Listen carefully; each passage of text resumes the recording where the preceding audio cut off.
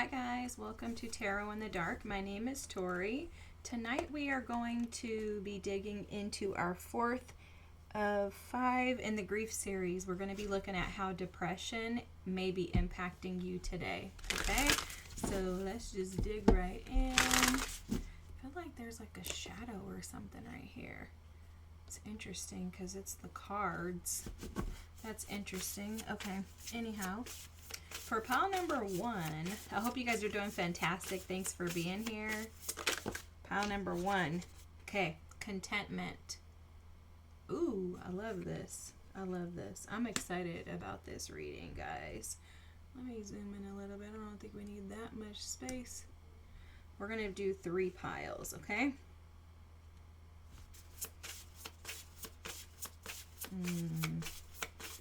Okay, pile number 2, please. How is depression impacting pile number 2? Okay, we have rage. Whoa. Powerful as heck. Oh my gosh. Are you guys picking up on this energy? Pile number 3. Pile number 3. Ooh, discernment. Wow. Oh my god, I freaking love these cards. Like, seriously, Spirit wasn't playing when I was told to pick this pile for this reading or this deck. So if you know anything about my readings, give me a second. I want to just get the camera refocused. I do want to mention before I pause for you to be able to pick your piles that this is a series on grief, and I didn't realize how aligned these readings are with the times that we're in until I listened to a Vedic astrologer that I follow, who I absolutely adore.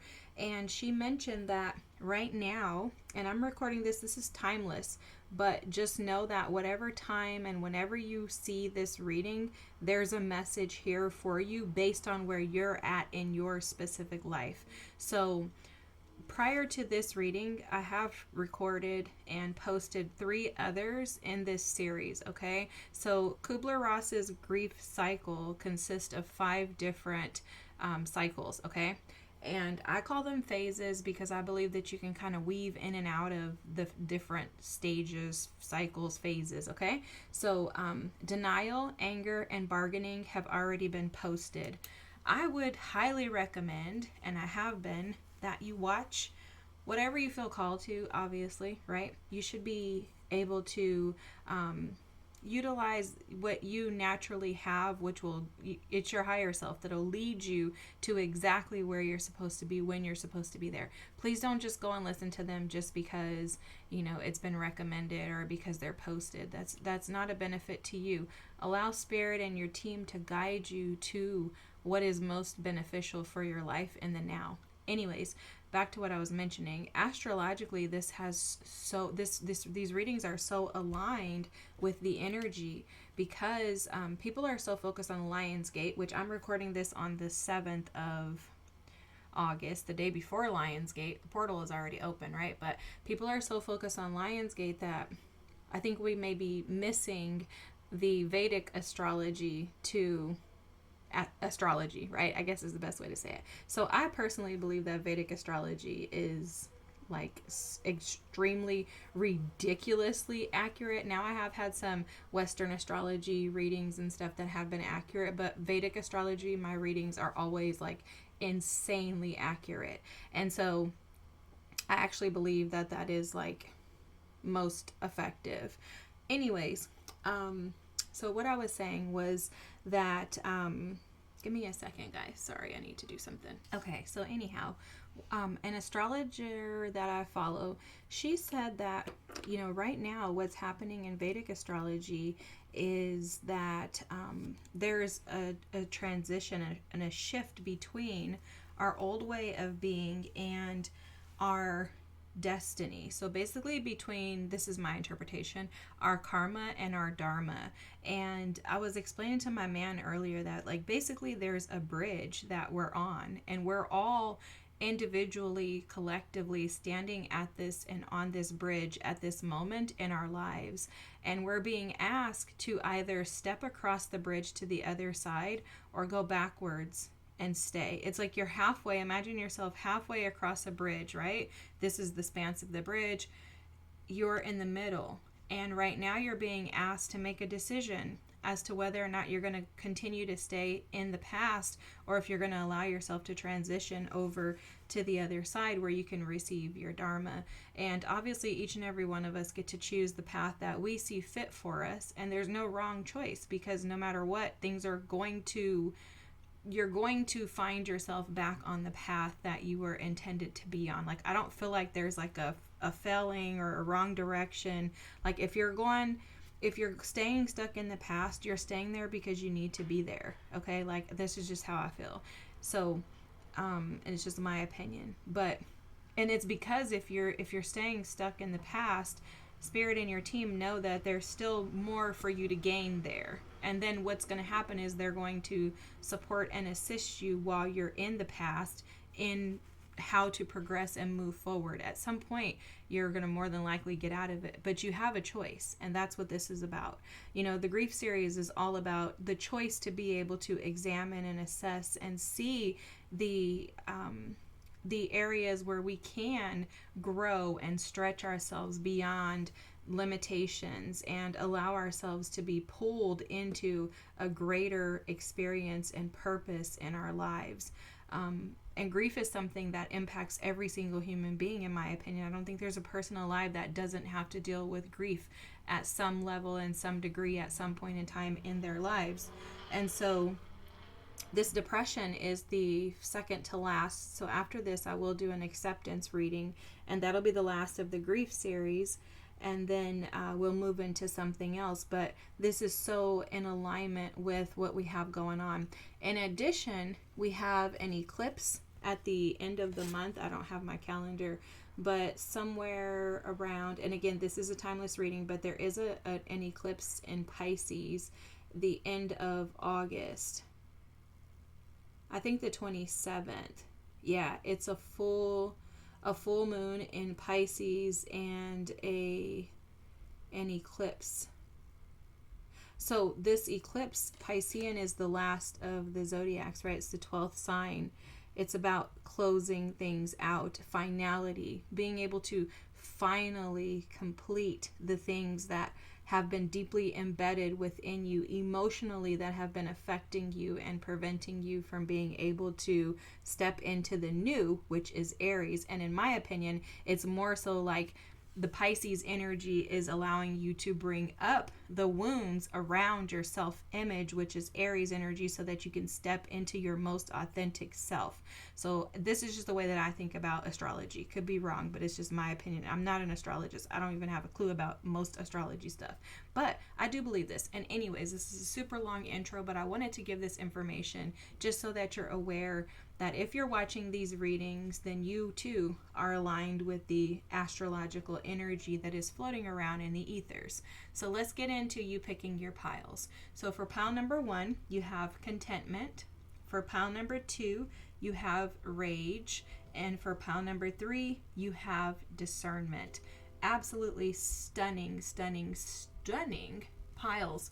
I'm being told to do something else. This is interesting. I never am told to do this. This is for pile number 1. They're telling me to pick a crystal. This is crazy. Okay. Never told me to do that too. Pile number 2. Pile number 2, you have 2. Okay. And I'll read the crystals to you, but I'm not going to read the whole thing. I'm just going to tell you what they are and let you pick that way. Okay. I'm down for whatever they say. So this crystal is rhodonite. Okay. This is malachite. And this is calcite. Ooh. Malachite and calcite for pile number 2.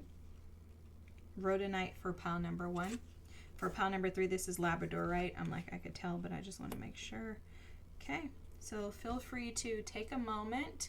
Let me zoom out just a smidge. Feel free to take a moment, review the energy if you're drawn to the crystals that may draw you in, or if you're drawn to the other cards, feel free to take a moment, take a deep breath in through your nose. Hold to the count of 4. Slowly breathe out whenever you're ready. And when you feel prepared, go ahead and open your eyes. Select your pile, and I'll meet you on the other side.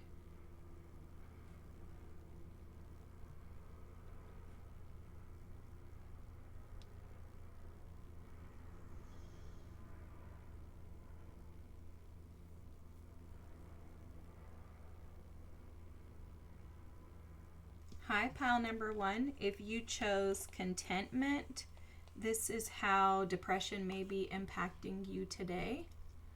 Okay, so guys, can you see this energy?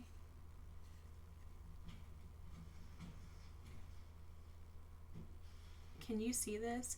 Because I want you to be able to see the images so that I can explain the way that they were showing this to me and the channeled messages that were coming through. So for you, and just heads up, you could have chosen the rhodonite crystal as well. I'm sorry, I totally forgot that I even had this. And I'm just going to kind of leave this over off to the side just so that you're aware of it. And then at the end, we'll read this, okay? So depression is, so I'm being told to give you a heads up that this may be triggering for you. So you may want to pause, take a break, drink lots of water, go outside, you know, like just kind of work through this. Maybe you may not even honestly be ready for this in this moment. And if you decide that, your team wants you to know that that's perfectly fine. Depression is a very heavy energy. Grief in itself is a very heavy energy, but depression, independent from denial, anger, bargaining, and acceptance, can be extremely hard to sit with, okay? Depression is the energy that can keep us trapped, stuck. It's the energy that can, you know, devour our entire day and keep us feeling like the world is against us, spirit is against us, our team's against us, we're doing things all alone, we never get ahead, you know, everything is wrong in our lives. So please be very, very, very gentle with yourselves throughout this reading and allow yourself space for whatever it is that you need, okay? There's no right or wrong here. There's none of that. This is completely and wholeheartedly for you to digest in a way that is beneficial for your highest self. And I personally do not believe that tarot reading should be giving you information that you've never heard of, or, you know, like I shouldn't be saying something in this reading and you're like, oh my, and I'm not saying like as far as like the way that something is being given to you, that can always be or often be like, wow, God, I never saw that in that way. But I shouldn't be telling you something about yourself that your team hasn't already given you, you know, information on. Now, whether or not, you know, we want to see those things in that way is a different story. Anyways, my whole point is to please be gentle with yourself, pile number 1.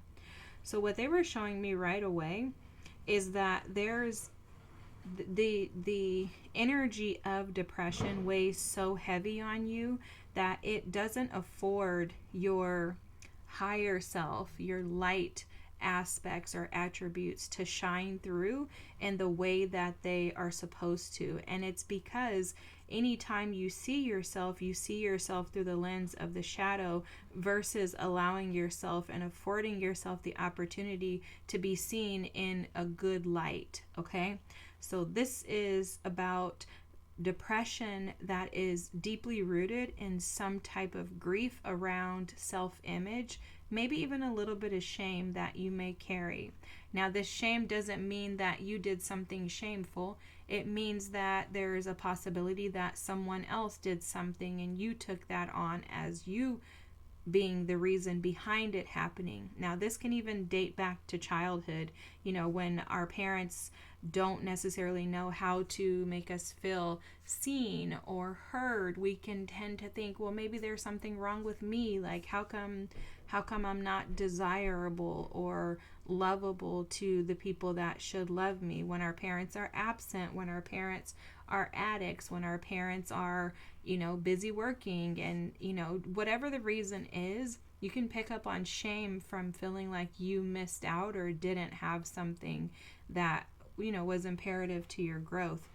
So there's something from childhood that is deeply rooted in grief, and it has to do with shame in regards to like your self-image.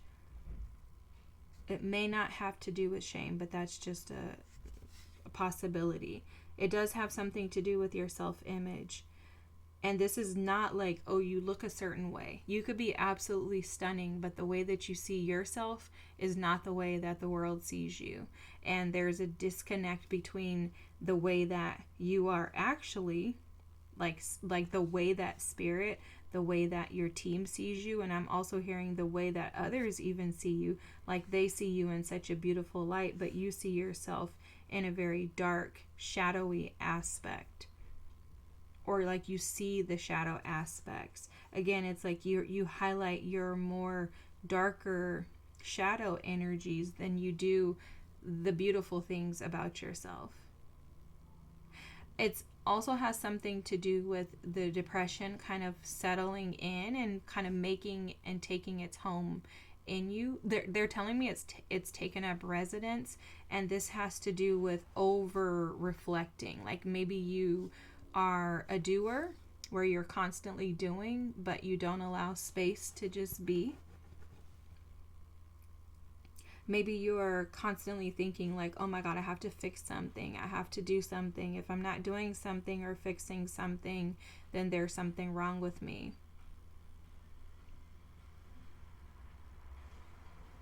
Maybe you feel like reflection is your only way to actually bring some type of resolution to these things, which that's true.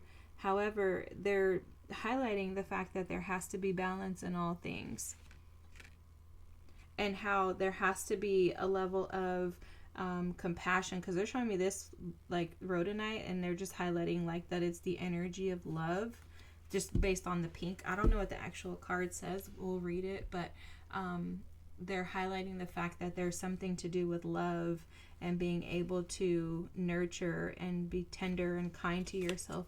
They're also showing me this as like a fault line. Like, when an earthquake happens, like there's like this fault line. But the thing is with the fault line that they're showing me is that this is the state of depression that you have found yourself in more frequently than not. And it's basically due to the fact that there's a lack of giving to yourself. There's a disconnect between what you give yourself versus what you, like the light that you give yourself, the love that you give yourself is far less than it's almost like the hate or the, like the way that you talk to yourself, the way that your thoughts, this is all in your mind is how this feels, but your thoughts and the energy of depression is heavy because it seems like you speak to yourself through a very negative perspective. Like, again, I think you see, like, so imagine if you, because this is how they first started showing this to me. Imagine if you take this little bird here and set it on top of this one. You notice that it would basically cover like it would cover the image here, the bird here, and the like reflection.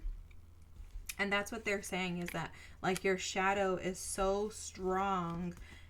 The way that you view yourself is through the lens of the shadow, and it outweighs the light attributes to yourself. And this is what causes and assists and supports the depressive energies, because it just feels like you are constantly filling your head with negative thoughts in regards to who you are, what you've done, where you came from, and it's actually like even forward thinking into like who you're going to become.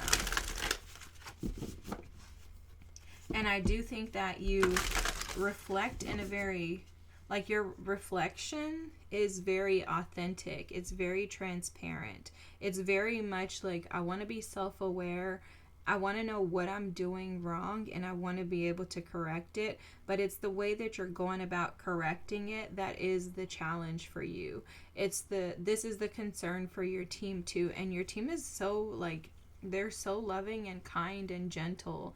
And even in the way that they're communicating this to me, which I'll tell you, I'm known for like my team, your team being like ridiculously honest to where they're just like, blah, blah, blah. And sometimes it's like, oh, shucks, but they're so soft and gentle in the way that they're delivering this message to you.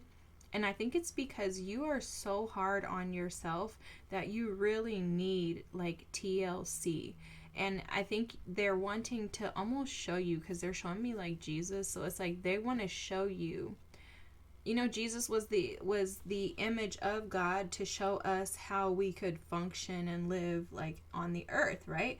And they're saying that that's the same thing with you. Like, they're having me like speak very tender and kind and gentle and sweet to you, and it's because they're saying this is how they want you to treat yourself. They're also like highlighting the fact that you can be honest, you can reflect, but there has to be compassion in that reflection. Like you have to give yourself some sweetness. And also they're saying that in your reflection, it needs to be honest, because they're saying you reflect, but you're only reflecting on the negative things, and you're forgetting to reflect on all of the magical things. Like they keep showing these stars, like you're forgetting to highlight the magical things that have taken place in you, and how far you've come, and how beautiful you have evolved, and how nurturing and how sweet and how kind you are to others, and how you can highlight all of these things and be such a magnificent light and a healer. And like there's so many gifts to you that you give to others, but yet you just forget to give them to yourself. And it has a lot to do with feeling like you're not deserving of them. You don't need them. It has something to do with and they are like highlighting some type of shame or something. Wow, I love this. So I'll go there next, but I wanted to show you this. The last quarter moon in Leo with lighten up. Okay, I love this because this is showing up to say that, Leo energy is playful energy. In tarot, Leo is the sun. And so there's something about allowing yourself to, Leo energy is also the illuminator. It's the energy of being able to see clearly. And so it's almost like they're saying, like, to see things clearly and allow yourself to have more fun, more passion, more joy, more fulfillment by seeing the lighter side of life, right? The softer aspects of your personality, your traits, your characteristics. And it's really like calling out the fact that you're being asked to lighten up because this has been very heavy for you.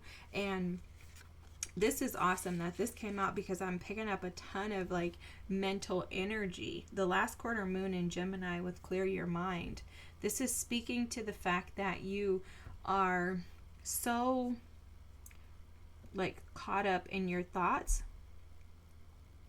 that you can't see clearly. But these thoughts, again, they focus on the negative. They really do focus on the negative. You may have like an air sign in your like moon as a moon sign or something, or you may be one. So, Gemini, Libra, or Aquarius. Because there's something here about having, they're even showing me like with this Gemini energy, some duality in the way that you see things. Like someone here may have been, I'm not giving medical advice or anything, but they're highlighting this to me as maybe a confirmation for someone. You may have been diagnosed with bipolar syndrome, bipolar disorder, something like that is coming through. And again, I'm not giving medical advice. I'm just saying that may be like a confirmation. But there is or you could have like, you could have mutable energy in your chart somewhere, because a lot of the times like the mutable energies are challenged by like being able to, so like that would be Pisces, Sagittarius, Gemini, and I believe Virgo. Yeah, I think so. Is Virgo immutables?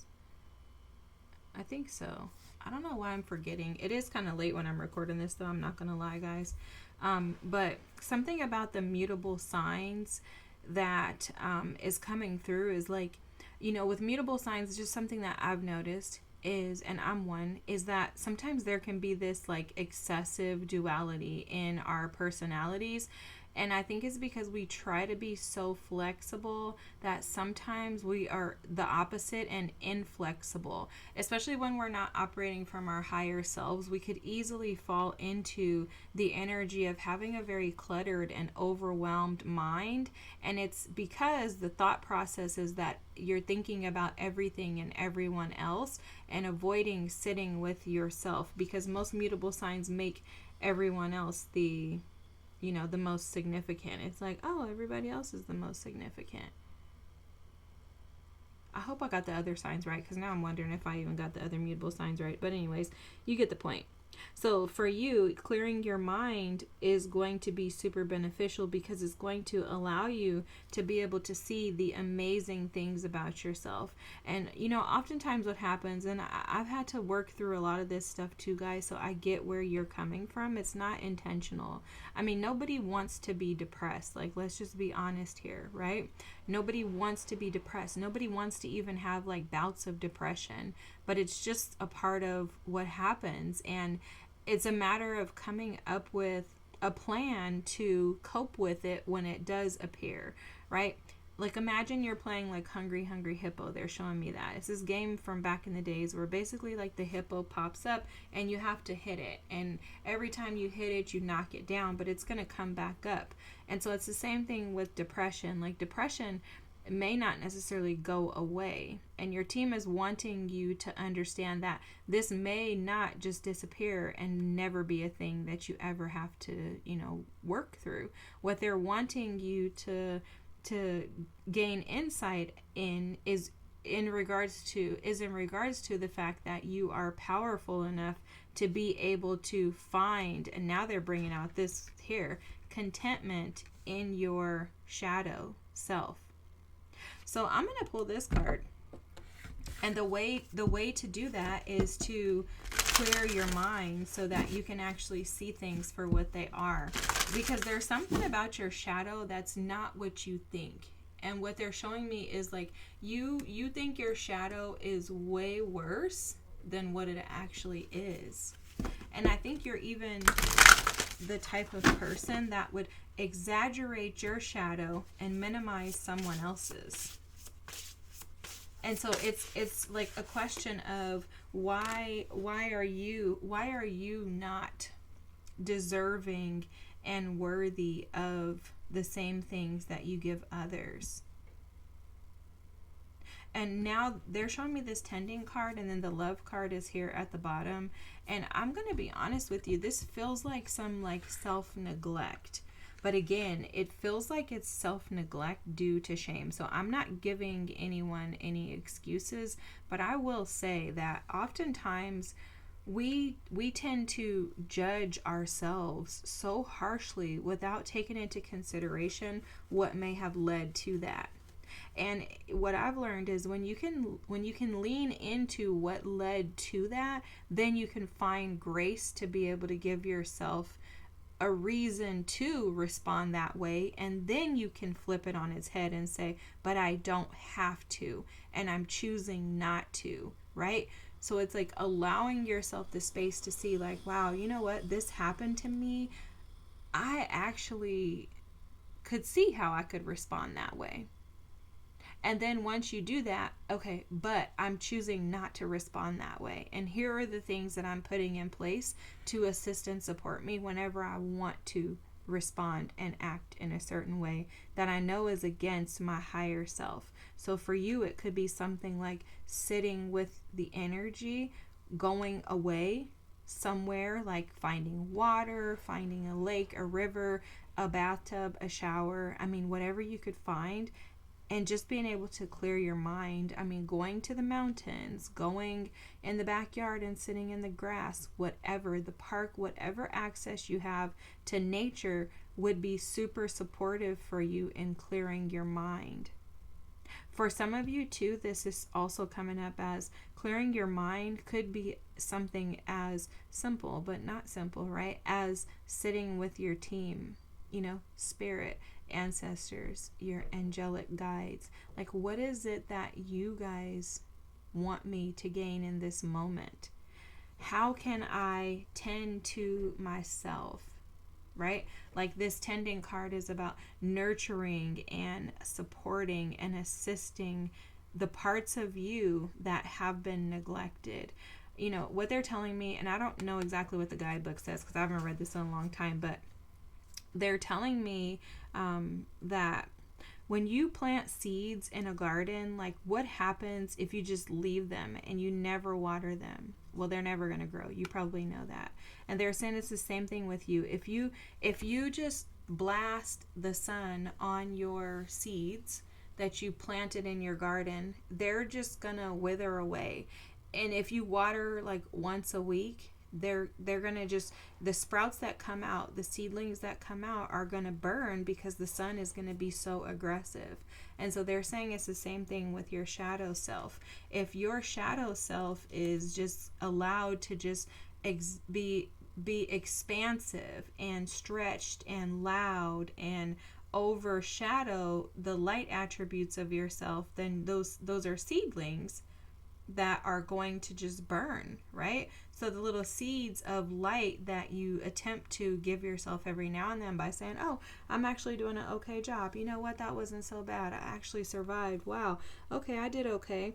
If you have more shadow, it's just going to outweigh the light. And so they're saying, what parts of your shadow are you maybe frowning upon or looking down upon, or do you have a negative perspective? Are you seeing them as, an asset or something that's a detriment? And it's really something about like shifting your perspective to allow yourself to not be, they keep using the word demonized, so I don't know if that's something that you use, but it's like, don't make yourself out to be like the bad person or the bad guy, the problem, when you're the solution. That's powerful, guys. That's powerful, pile number one.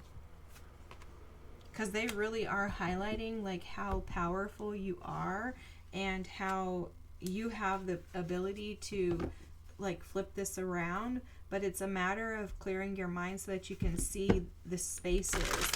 They're showing me like cracks in a pipe, or like there's holes. Imagine there's holes in a pipe that is running water through your kitchen sink, and they're showing me that those holes over time will leak, right? You have the death card. That's powerful. Wow. That's powerful. I love that. And then you have the King of Cups. Wow. Am I going to take one more? Okay. You have Judgment. Oh my God, what powerful cards, guys. Oh my God. And they told me 2 more, so I'm going to get that one and then 1 more. And then, wow. Oh my gosh, guys. Who are you? The Magician? The Magician. Look, the 6 of Cups is at the bottom of the deck, okay? This is what we were talking about earlier in regards to this dating back to childhood, where there's this energy that just kind of weighs on you.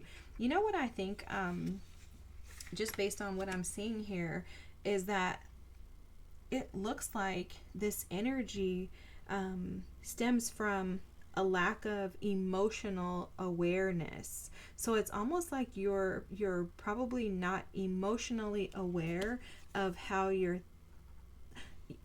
thoughts affect your emotions. Okay, so let me help this to make some sense. So what they're showing me is that, Mercury, the magician is also like, it could be Gemini energy. Also, people see it as Aries energy, but anyways, the Magician energy is about communication. It's Mercury energy, which Gemini is ruled by Mercury.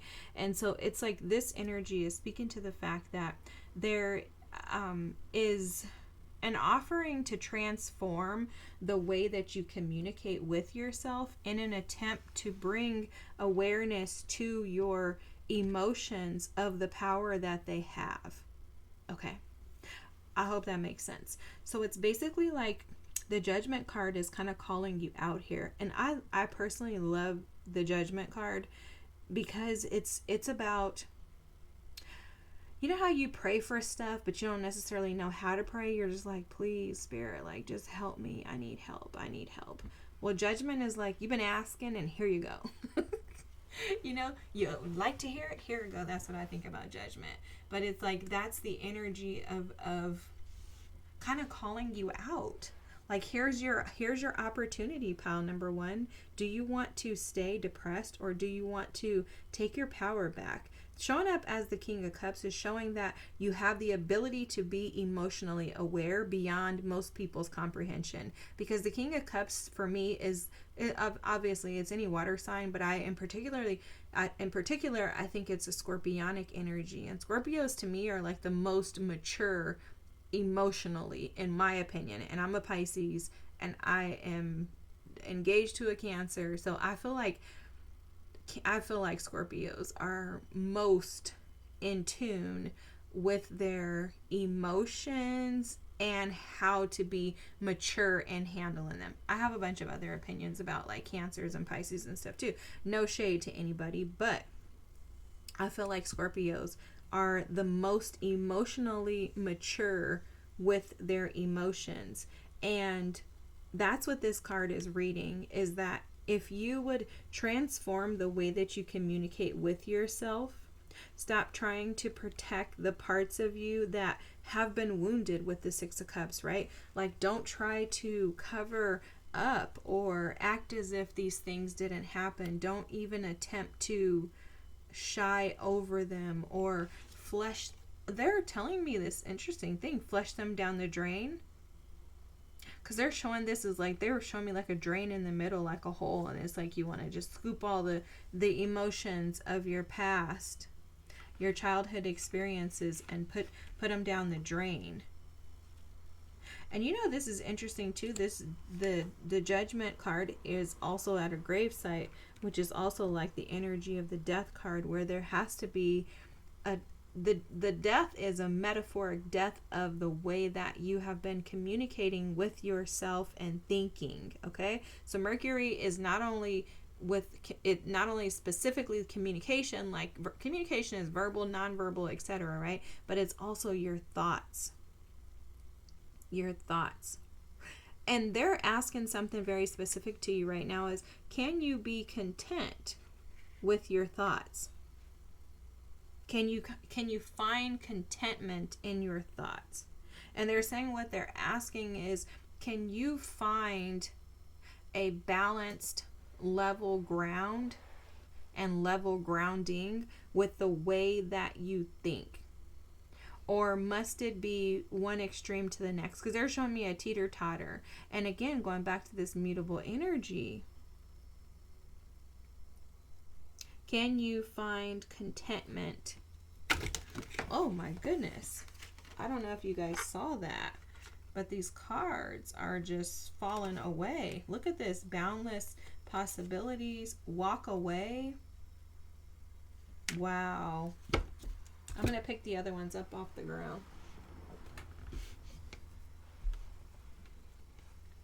Have faith. Stand your ground. And expand. Wow.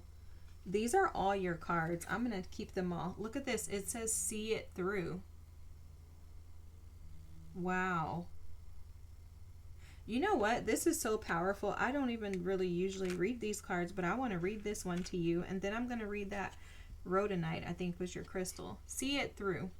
You don't always finish what you start and then talk badly about yourself because of it. Break the karmic pattern by seeing a project through to the end and then be proud of what you've accomplished. Wow. Clear your mind. Stand your ground. Have faith. It's not easy to always have faith and trust that everything is going to be okay. Yet still you must do exactly that. because when you have faith, your life will begin to flow in magical ways that you never imagined were possible. You know, the eagle is here in this card, and they're showing me this story that I heard about an eagle a long time ago at church, is that the eagles, when they see the storm coming, they do not run from it. See, when you're like dealing with a crow, if a crow flies too high, it begins to lose its ability to breathe. So it'll drop lower. But the eagle, when it faces those storms, the wind, when it's chaotic, it will face the storm head on, literally like this, straight ahead on the storm, because it knows that that storm is going to do nothing but this to it. The storm is going to elevate the eagle. So when eagles hit the storm head on like this, they elevate. So they're promoting with every storm, every conflict, every chaos, every experience that they absolutely thought that they were going to hate, right? As humans, we're usually like, oh my God, I hate this. This is the worst thing that could happen to me. But these are actually the best things that can happen to you, because they're teaching you your power.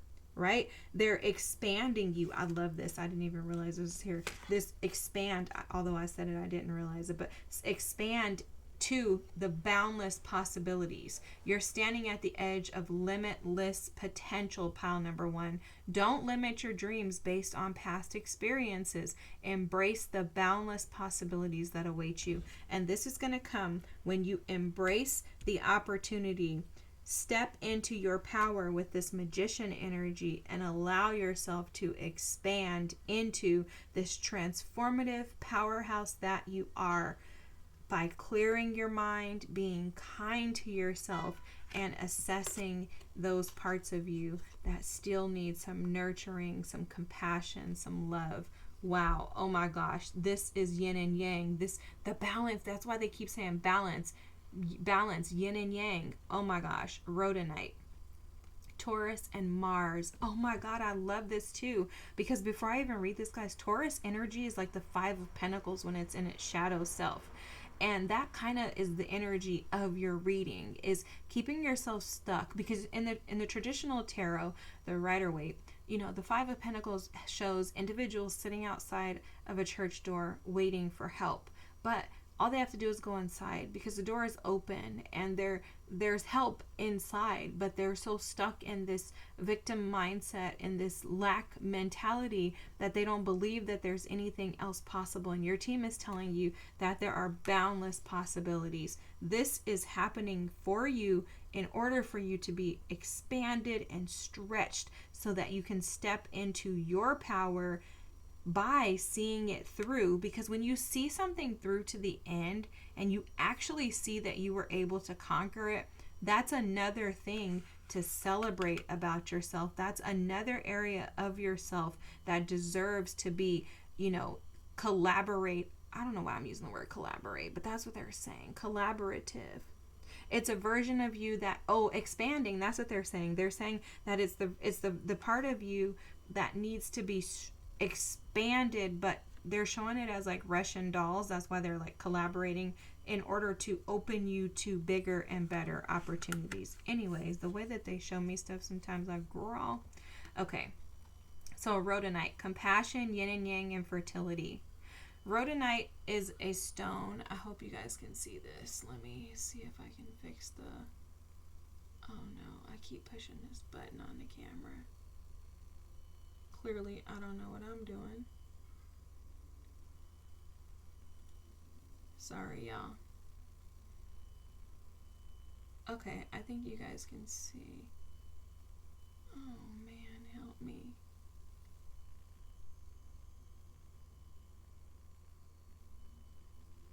Okay, hopefully that's good. Oh, troubles. Rhodonite is a stone of brotherly love, the shared connection between all of humanity. Equilibrium is key for this crystal, which has the capacity to calibrate emotions, balance yin and yang, and source energy from a grounded place. It can bring light to emotional scars from the past,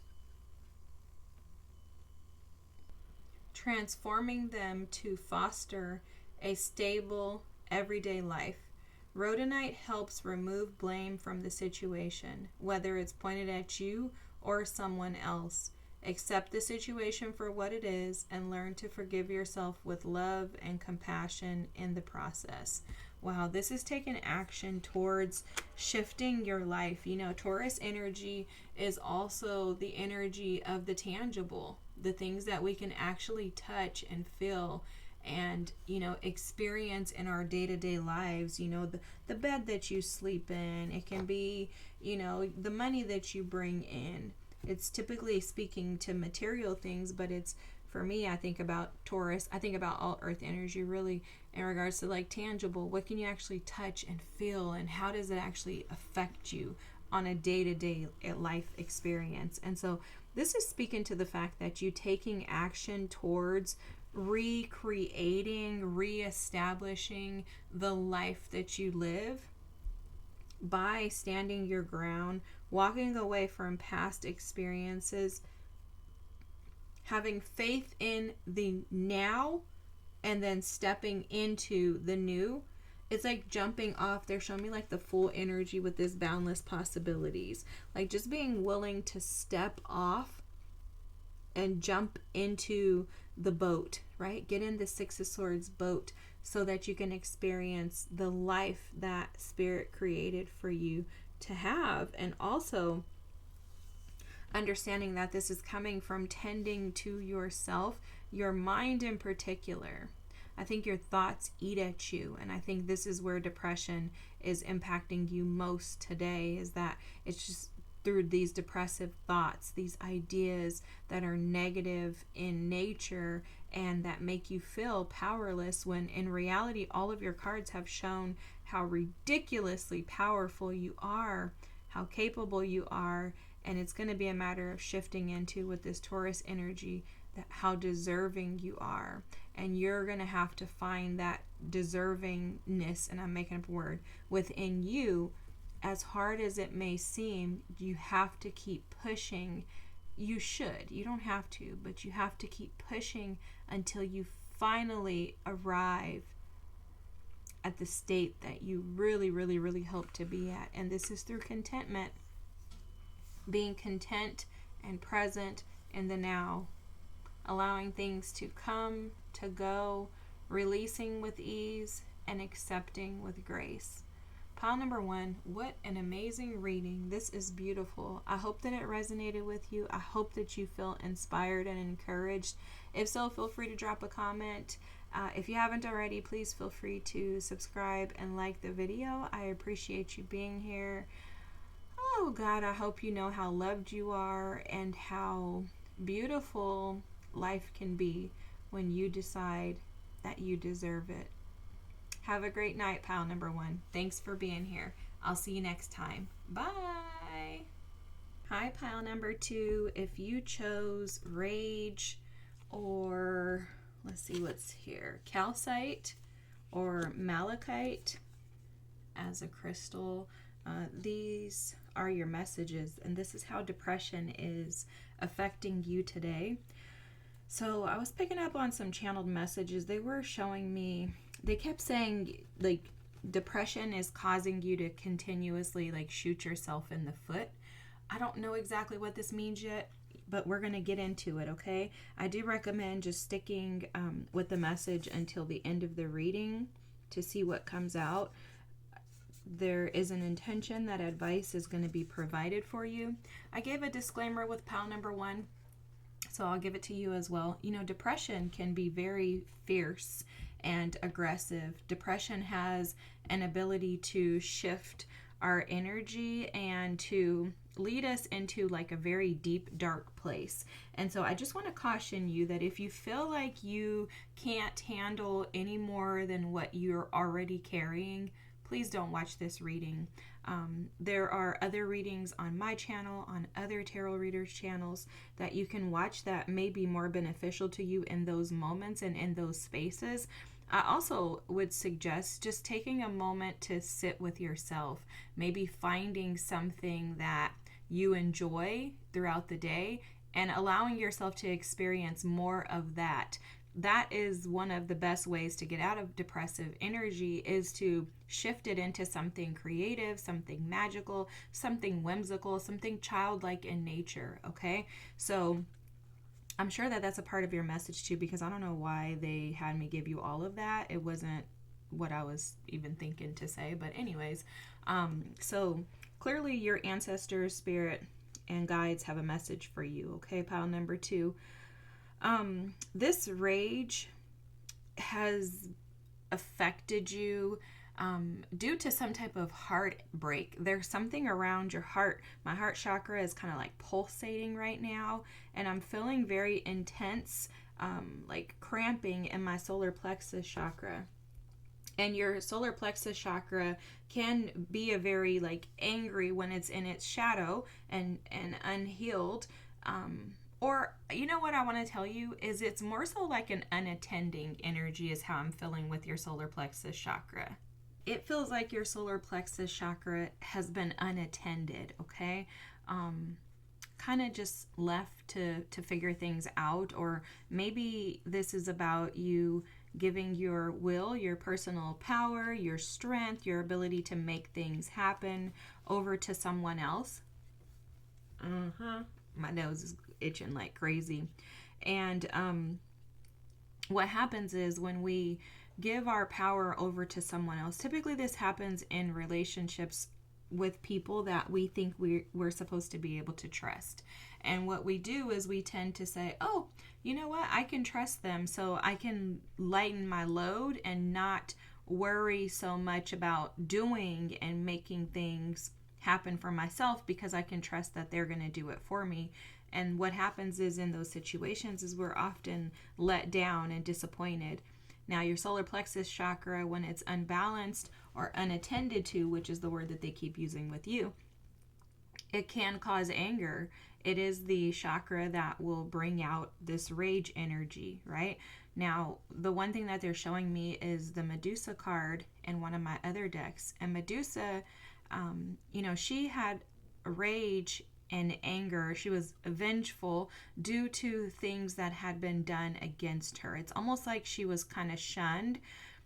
This is how the book explains the story. I don't really know the story, but anyways, so it's like she was shunned away by groups of people or individuals, and she became angry, right?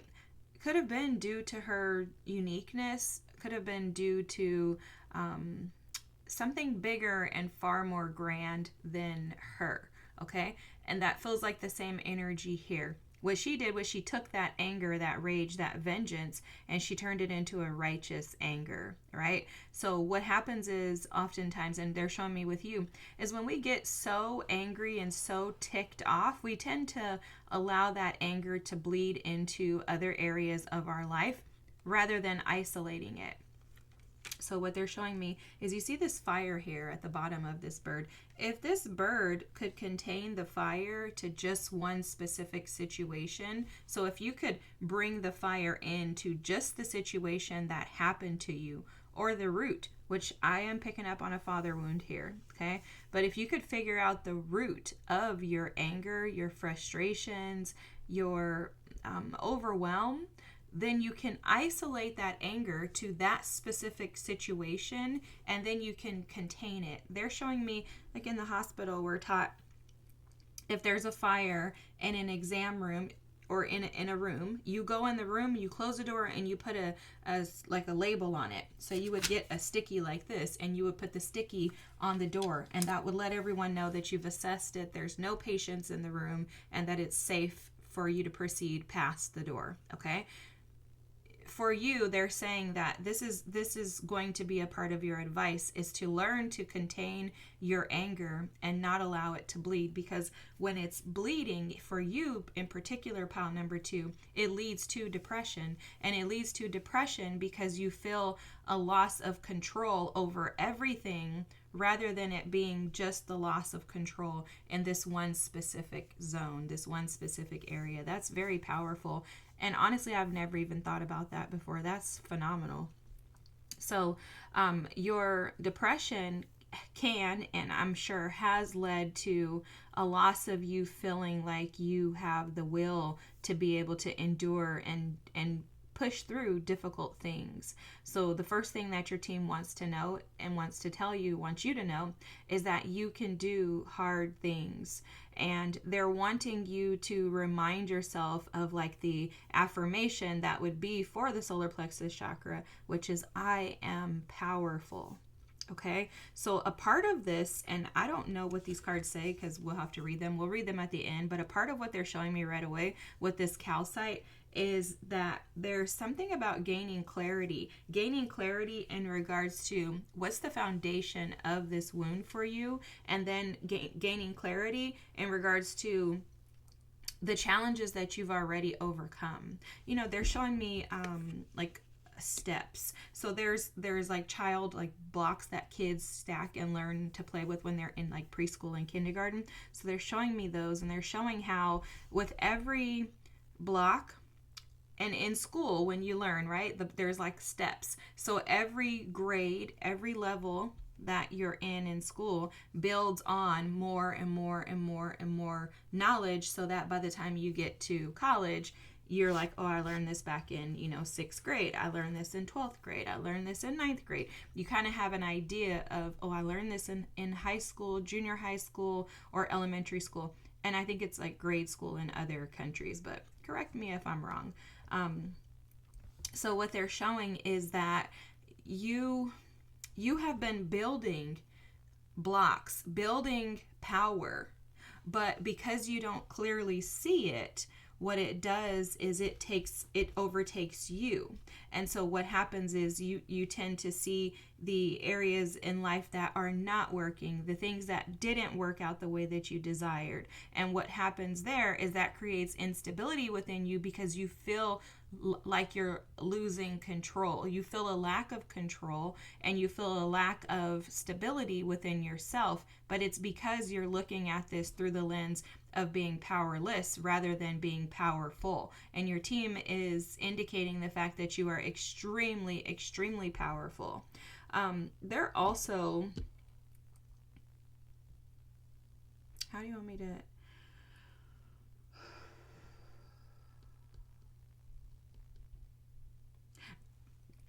They're also showing me, excuse me, guys.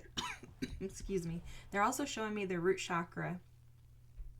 You see, it's almost like my throat chakra wants to close up. But so there's something too about feeling ungrounded in your energy that leads you to tell yourself these lies, because the throat chakra is, when it's imbalanced, it is lies, it's deception, and it's almost like gives me an energy of the hangman, where we become martyrs due to, or victims of our situations and our experiences, because we tell ourselves that this happened against me, there's no one for me, I'm by myself. It's those lies that lead us into deeper states of depression.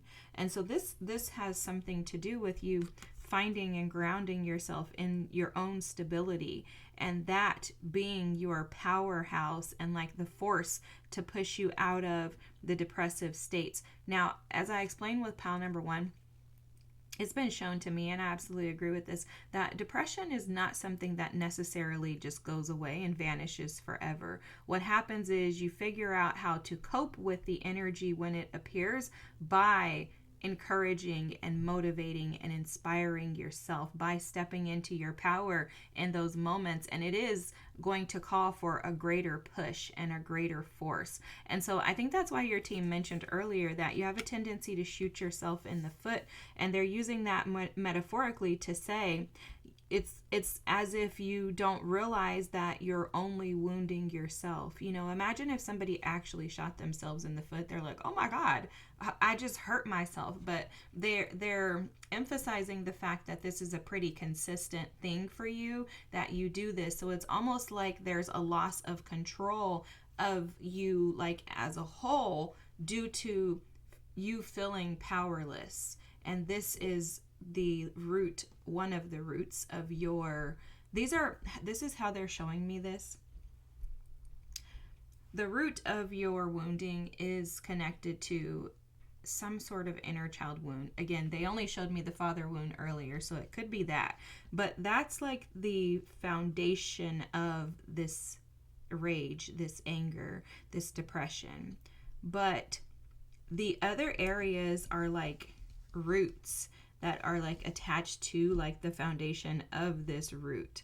Okay, if that makes any sense. So it's like you have all these little smaller areas in which depression creeps in, but it's based in the anger and the rage that you feel about this one particular thing. That's interesting. Okay, so let's see if we can get some information in regards to that, like what that thing may be. I may pull an inner child wound card too, but let's just kind of see. Okay, so what's this? Saboteur. Oh my God, guys. I wish that we could like make this up, but we can't. Because this is exactly what shooting yourself in the foot looks like. And don't beat yourself up because we're all guilty of this, okay? I don't know one person that doesn't do this like ever, okay? Like I don't know. I just don't believe that these, challenges that we face are isolated to like specific individuals. I just don't think that. I think that a lot of people overlook the fact that they're doing this because it's easier to say, oh, I never do that, right? It's because our ego wants to keep us safe, and to be vulnerable requires a lack of safety when you've not ever really been able to give that to yourself.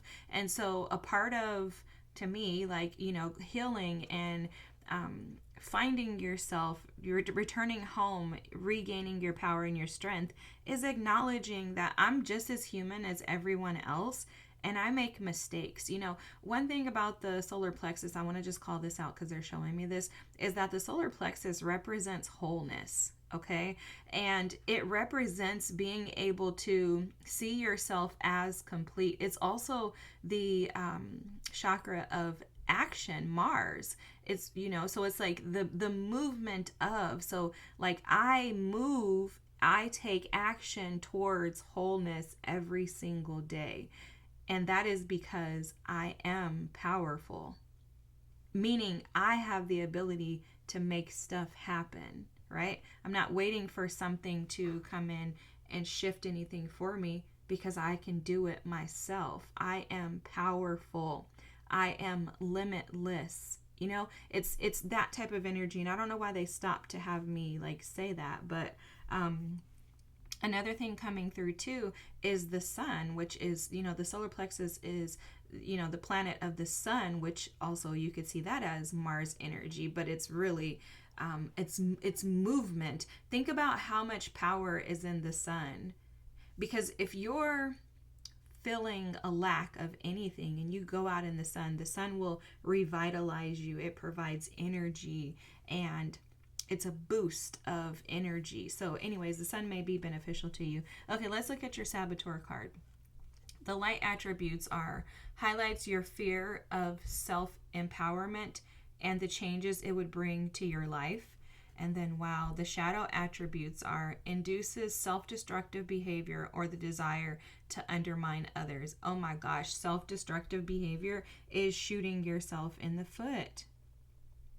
Now, the interesting thing about this is that, remember, in all things, we all have shadow and light. So they're highlighting the fact that you have fears around self-improvement due to some worries and fears around what would happen if these things came into your life.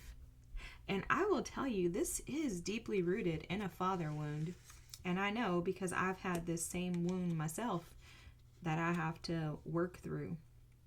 What happens is when our fathers aren't able to provide us with stability, even if they're in the house, if they don't have the ability to show up for us and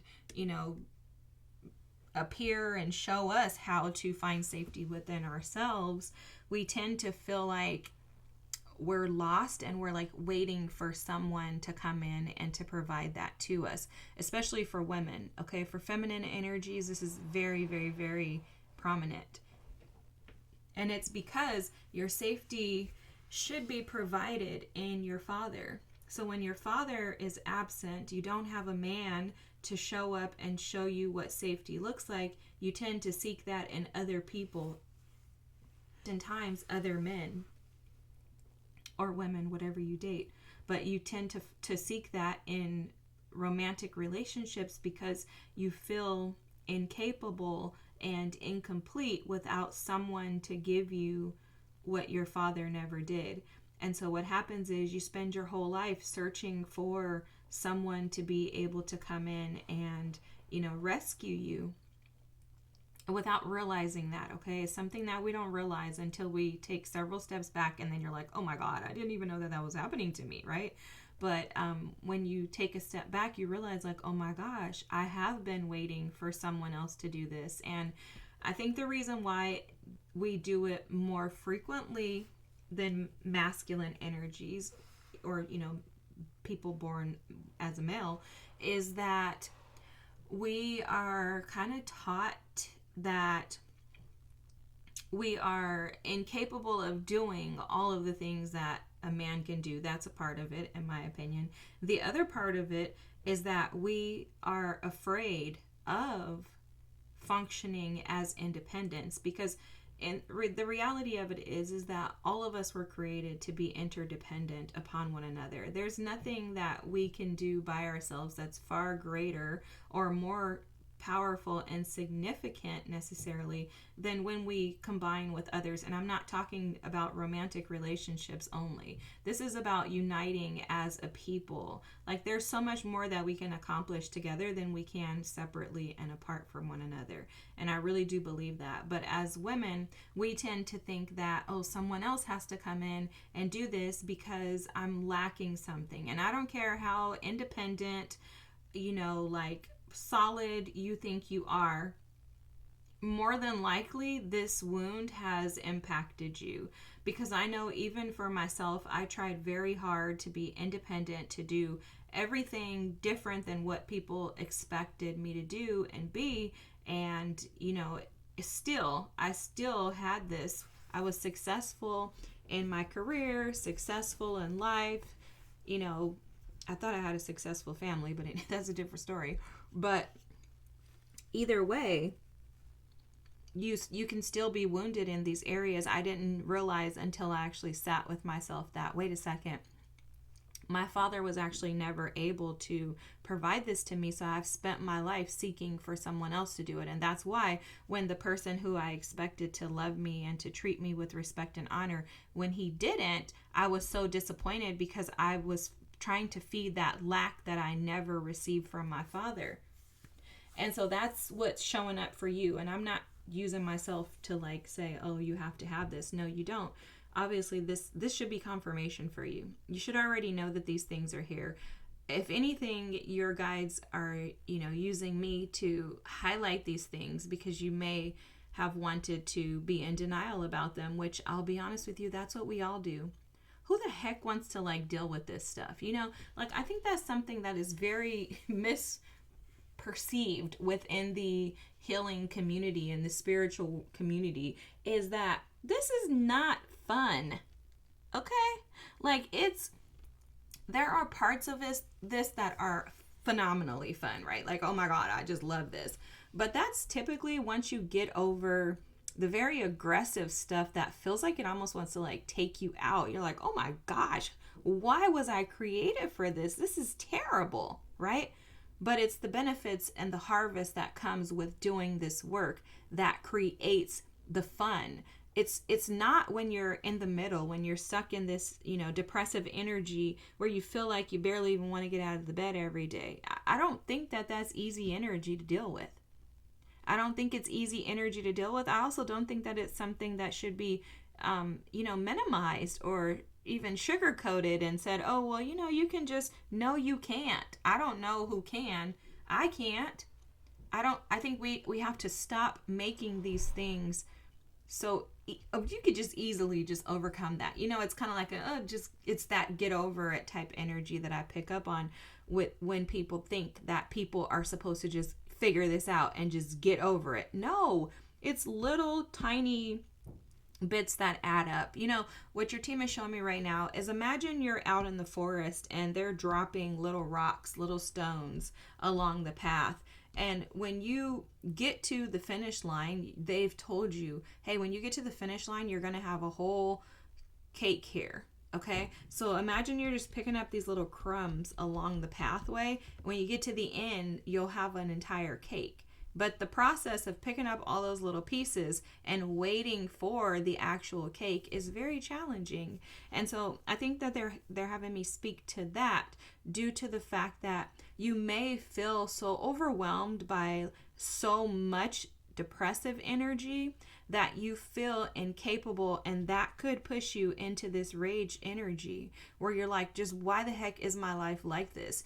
Sometimes we find ourselves in situations where it's just overwhelming, the amount of effort that has to go into coming out of this saboteur energy and really being able to see things clearly, because this requires honesty. And when you're honest with yourself, you can no longer play the victim. You can't be the martyr anymore, right? You can't. It's not possible when you see things through the lens of truth and clarity. So what most of us do is we just avoid this, because like I said, it's very hard. But let's go back to what your team stated initially, was that you are powerful, limitless, and beyond capable of proceeding forward and being able to find some type of coping mechanisms to get you out of the depressive energy. But the news that is probably not what you want to hear is that every part of this is going to start and end with you, my friend. There's no one that's going to come and save you, help you, rescue you from this. And that's the very unfortunate part. So just a couple of recommendations that they're bringing to my attention right now is that something that could really benefit you is to wake up and listen to intentional, music. You can find stuff on YouTube. You can find it on all kinds of apps. Probably Apple Music has it. But you want to find things that are going to intentionally assist and support your day with positivity. Whenever you find yourself, because with this energy, what I'm picking up on is like, you could wake up in the morning and feel like you're in a good mood, and then within an hour it's like downhill. You're like, no, why is my life like this? And so they're showing, like, as this happens, you may want to keep a tracker, like a timing of how frequently you feel yourself in these depressive states throughout the day. And if you find yourself in these depressive states throughout the day every single hour, up until 5 o'clock, and then you feel better, then maybe you're going to want to take like a 2-minute, 1-minute affirmation break per hour to assist and support you with this. What they're showing is, imagine a child who has a learning disability trying to learn something in school, and someone is trying to teach them like they're teaching the group of 34 students, instead of putting them in a group that's smaller where they can have a more focused, teaching lessons. And so they're saying here that you may need to create a schedule for yourself that is more intentional and intentional to understanding your weaknesses. And this is a part of becoming whole. And I'll tell you this because I know this from experience. There are certain things that I can't handle. I know that about myself. If I put myself in those positions, even with readings, if I just do like all 3 readings in a row, I'm going to be burnt out. So what I do is I balance that out. In between my readings, I'll go cook. I'll go in the garden. I'll go do something with the plants. I will find something else to do that allows me to be creative and use some of my gifts in other areas, whatever it may be. But I don't allow myself to just sit here and just hammer right through. Now, there are other tarot readers that can do that with no problem.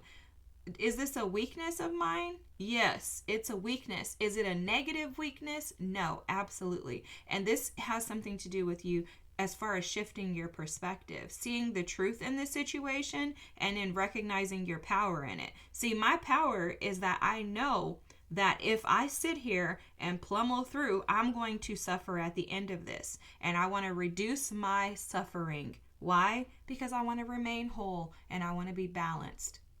And so for you, but I don't think there's something wrong with me because I can't sit here and do that. I'm like, no, it just doesn't work for me. I've tried it and it doesn't work. I don't like it.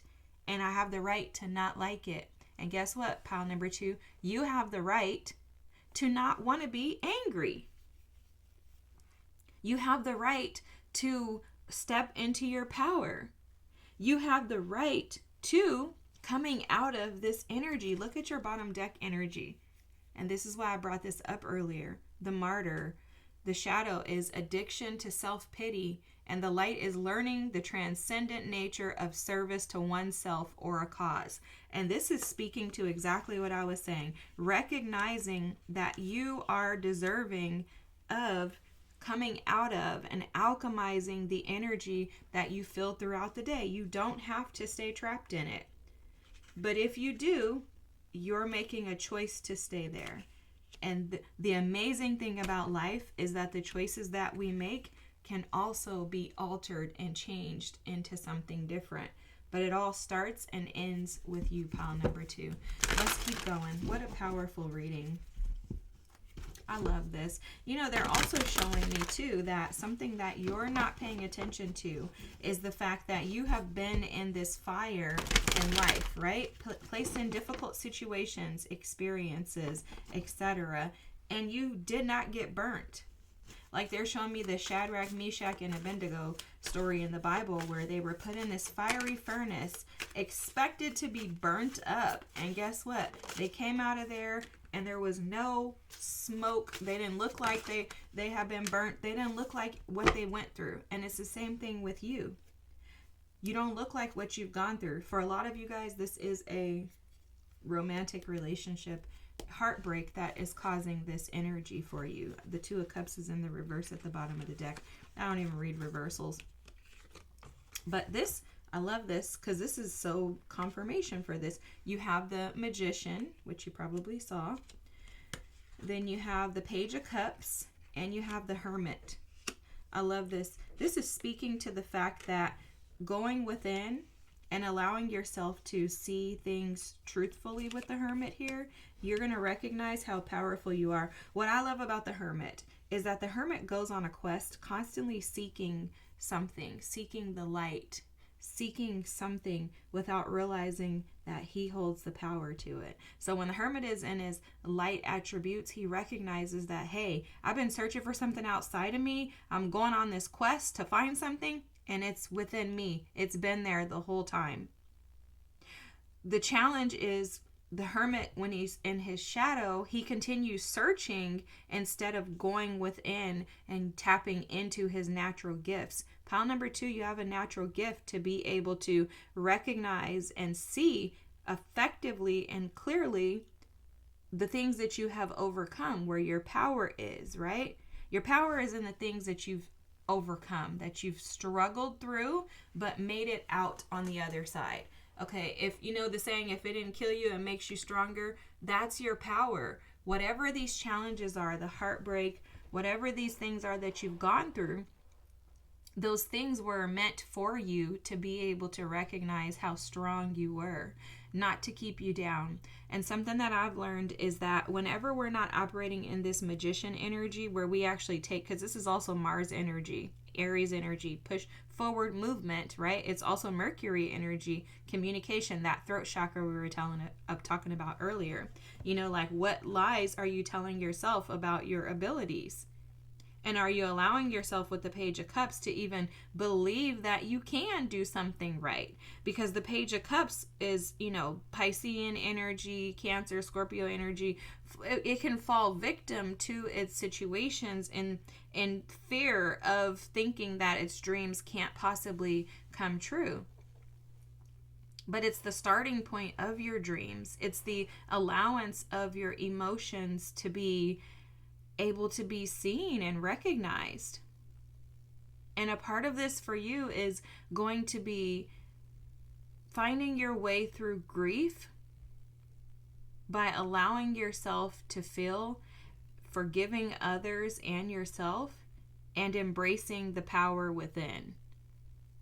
Your power, the ability to overcome and to be as strong as you are, that's your way out, pile number 2.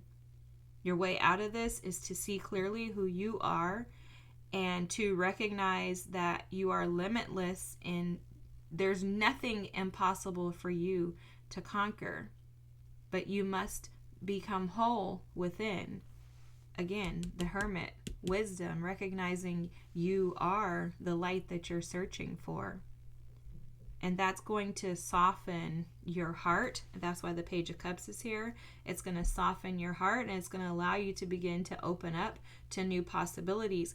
What in turn happens is you become the magician and you recognize that, wait, I'm not stuck. There's nothing I can't do. I am freaking powerful. Watch out, world. That's the energy shift that is going to happen for you when you embrace that this depressive energy is only due to the fact that you're shooting yourself in the foot, as they stated earlier, and not believing that you are who you are.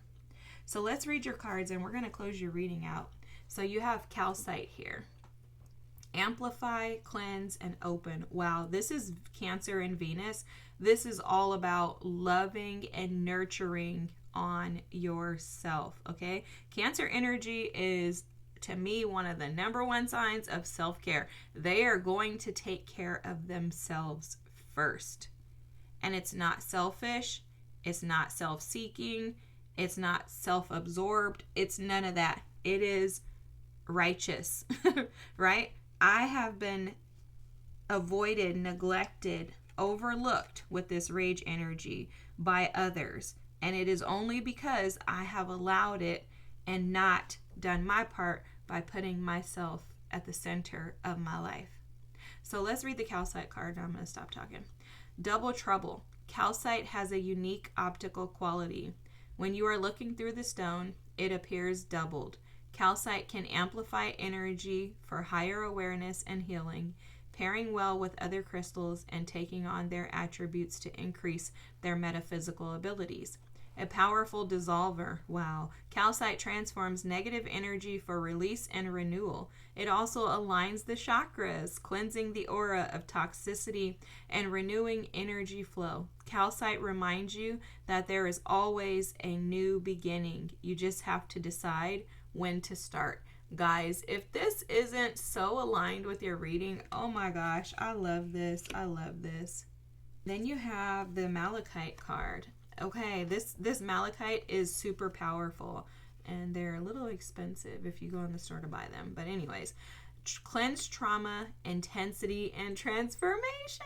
Oh my God. Scorpio, Capricorn, and Venus. You notice that? You know, Scorpionic energy doesn't trust anyone else, but they also have a hard time trusting themselves.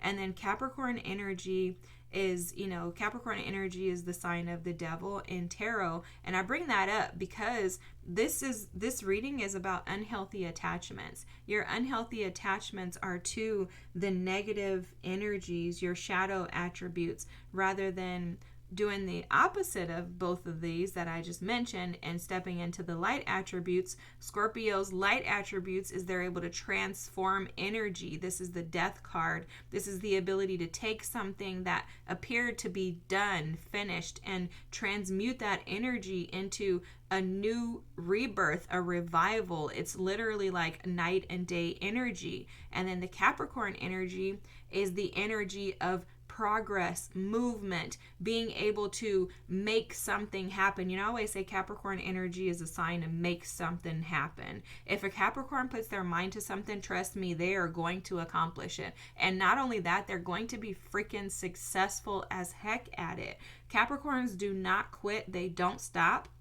But they have to overcome their shadow attributes because they tend to fall victim to those energies because it's very hard for them to come out of the idea and the thought that better things are for them.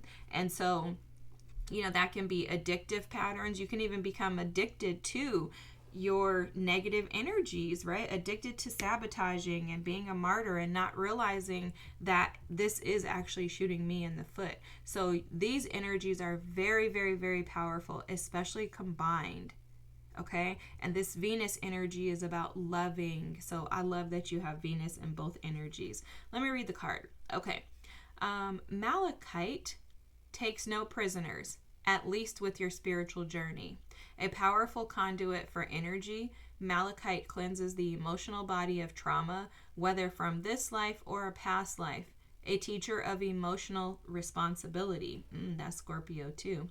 Malachite asks that you take accountability for your feelings and helps you release patterns that no longer serve you.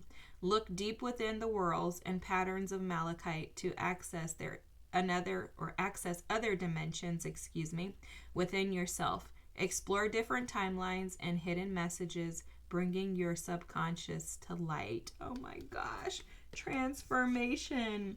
Wow, guys, this is powerful. I love this for you. I hope that you feel encouraged and inspired to be exactly who you are, okay? Because I'm not telling you anything about who you are. You already are this. I didn't make you this. You already are this. You just have to grasp this and recognize that it is your truth, okay? Pile number 2. I hope this resonated. Feel free to drop a comment, like, and subscribe if you haven't already. And I thank you so much for being here. If you haven't already, just know that we do have 3 other readings that have been posted for this grief series. And those are up and available for you to review. We have the denial, anger, and bargaining that are already present. And then after this depression, I'm going to do acceptance, which will be the last of the 5 Kubler-Ross grief cycles. I hope that you'll join us for the readings. Thanks so much. Have a great night. See you next time. Bye. Hi, pile number 3. If you chose discernment or the Labradorite, this is your reading. We're going to save the Labradorite until later, and then we'll pull it back out, but we'll keep it here. We'll read it at the end. So I know this looks interesting. I was told to pull this out. This is like the Chinese zodiac calendar that I got from like a Chinese restaurant. And your team was giving me some channeled messages. I'm not sure exactly what they mean yet, but we'll figure it out together. But they were telling me pull this out. And they said there's something about you not knowing the difference or having a challenge with deciphering between a pig and a bear. Okay? And I don't know what the Chinese zodiac has to do with this, but I brought it out because I felt called to. And I'm like, if I just am using it as like a placemat right now, that works too, but whatever. Anyways, so they're saying that your depression has something to do with being challenged with assessing the difference between a pig and a bear. And when they said that, I was like, what does that even mean? Like, what are you guys saying, right? If you don't know anything about tarot, please stick around until the end because the messages seem very convoluted at the beginning usually, and then at some point things start to make a whole lot more sense, okay? So, and this is when I'm always blown away when they tell me stuff like that. It doesn't make any sense to me, and then they explain it later and I'm like, oh my God. But anyways, so the difference between a pig and a bear from what they were showing me immediately was that a pig overindulges and a bear knows just how much is needed to store their energy or to provide them with energy while they're hibernating. So, bears hibernate. When they hibernate, they eat enough, like, basically, let's just use human terms, okay? They eat enough protein to keep them, protected through the winter until they come out of hibernation. They're not overindulging. They're not underindulging. They're very much aware of what's appropriate for them. So the discernment, that, guys, I just looked at that. You probably already noticed that, but I just looked down and it says discernment. That's probably why. So your depression may be due to some challenges around discerning what is or isn't for you. What the heck? Who doesn't have this issue? Okay. I mean, I'm saying like sometimes I think most of us throughout our lives have this issue. So, anyways, I never thought about it like that. Let me get my words together because I do feel like I'm trying to spit out more than I'm actually like able to. This card was immediately showing me like justice, though. You notice how there's like the justice scales, and there's also an imbalance here, but it doesn't seem like it's a super huge imbalance. It seems like a slight imbalance. So there may have been a situation or an experience that you had that led to this grief that was, it didn't seem like it was a big deal, but it actually was. So like maybe something happened with a relationship, could be family member or whoever, romantic, whatever situation, okay? And maybe it affected you way more deeply than you have given yourself credit for. And so you may be saying like, oh, well, I'm just like, drinking like, on the weekends. But that may actually be operating as the pig versus the bear in that, scenario. Like maybe you're overindulging. You may also be overindulging in something else. I mean, we can overindulge in a lot of stuff: food, drink, substances, whatever. It could be, shopping, plants. I mean, there's all kinds of stuff for us to overindulge in, schmexual stuff. So whatever this is for you, the depressive energy that is impacting you is your it's basically showing up when you're unable to discern and establish some type of balance in your life. They're showing me my odd energy, so there's something about, they're showing me so many different things, so I'm really having a hard time trying to like express this to you. And guys, I was not in this same energy in pile number 2, so there's definitely, this is very specific to you. It seems like a fire sign energy, Aries, Leo, or Sag. So maybe you have one of those in your chart. But it's like there's like you want to just move. Like I'm picking up on a lot of like busyness, in an attempt to avoid being depressed. But yet your busyness, your doing, your, whatever this is that you may be overindulging in has a lot to do with depression. That's interesting. Wow. Whew. And also they were showing me something about like knowledge, having knowledge and wisdom. This is something that I learned years ago, is that there's a difference between having knowledge and wisdom. Knowledge is just information, but that information turns into wisdom when you know how and when to use the tools that you've been given, which is the knowledge. So for example, you can go to school your whole life and you can study to be a doctor, but if you don't turn that into wisdom by going and taking the tests that are required to become a doctor, you won't become one, right? So it's like utilizing, I have all these tools, but I have to actually put them into action in order for it to be wisdom.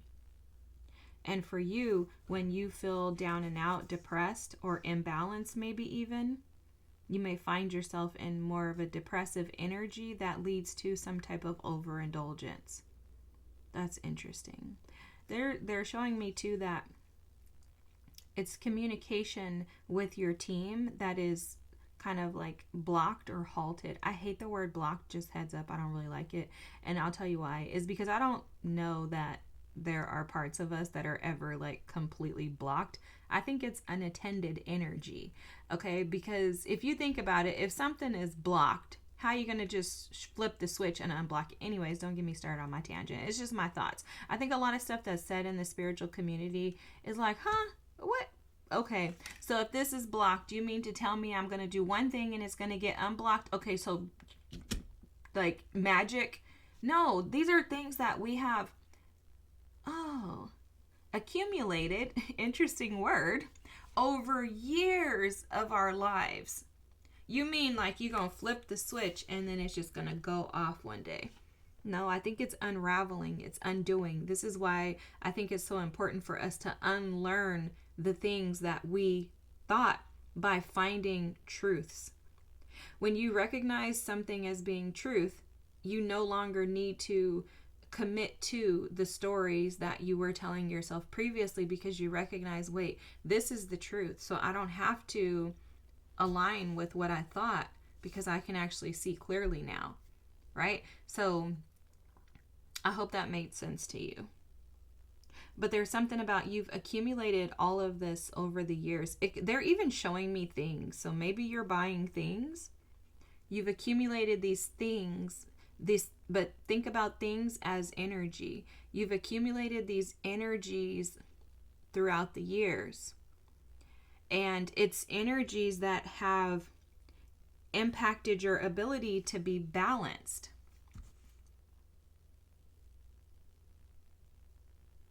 I'm trying to ask about what area, and they're showing me two things right now, the root chakra, and they're showing me the crown chakra. So there's something about being disconnected from your highest self, your spirit man, like the spiritual part of you, and due to some detached or ungrounded energy, feelings of being unstable, incapable. It's 111 on the clock right now too, guys, so you may actually be seeing that. This could also show up like physically in your body, where you have pain in your feet. That's coming through heavily. And like headaches, nervous system challenges, like having a hard time like just being. That makes sense, because they keep showing me busybody, you're busy, but busy because of depression. And the depression was caused by some grief. Now, for you, pile number 3, I want to say this, that depression does not mean that you have to be like, oh God, my life is just terrible. Everything is just going south. Nothing's working good. That doesn't mean that that's what depression is. Depression is more of an energy of feeling like incomplete, like you're lacking what you need to be whole. That's the depressive energy that we're speaking to. It's like the energy of, I'm trying to figure out like words that would most align with your reading, but it's the energy of like helplessness, like feeling like overwhelmed. That's the root energy. Hopelessness, instability, feeling like you're concerned that things won't ever be what you need them to be. It's a feeling of not having support, and like it's almost like a disbelief is how I want to explain it, because it's the thing that connects us. And that makes sense that they keep showing me the crown chakra. Your root chakra, it connects you to the ground, it stabilizes you, and your crown chakra, it expands you and it brings awareness to you. I always think of the crown chakra as our connection to the world around us and how we envision the world. I've never heard anybody who actually knows anything about chakras say that, and I ain't one that knows anything about chakras either. But just intuitively, that's how I interpret the crown chakra, is our connection to the world around us, the lens that we see and experience the world, because it's about uniting us. It's the emotion of the crown chakra is unity. And it's our thoughts, but it's what we feel and think in silence, and it's the connection to spirit. If it oversees our nervous system and our brain, it's the way that we're interacting and thinking about the world around us. So anyways, I don't know why I'm explaining to you why I think this. It's just the way that I think about it. Like I said, I never heard anybody say that. I just made it up in my time of studying chakras. So anyhow, grounding yourself in so grounding yourself in